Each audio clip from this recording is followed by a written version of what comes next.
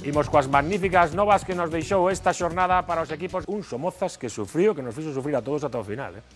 Se sabía da fortaleza do Sanse, non?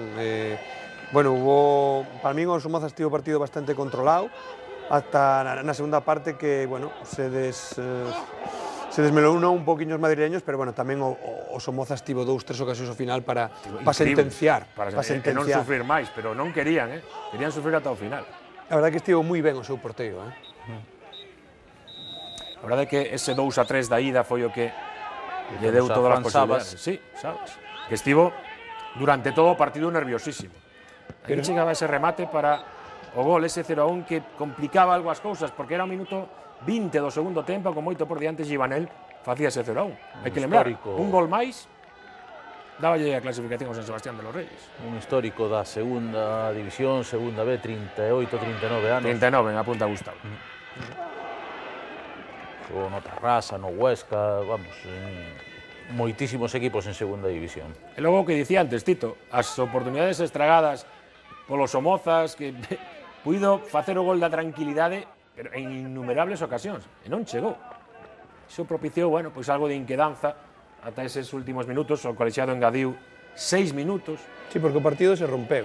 Rompeuse nun momento determinado, era ir dunha portería a outra, e bueno, eles tampouco tiveron moita claridade nas accións, porque as máis claras foron para os Somozas, pero en calquer balón podes errar e podes perder un posible ascenso. Pero que estamos a ver, todas as que fallou os Somozas.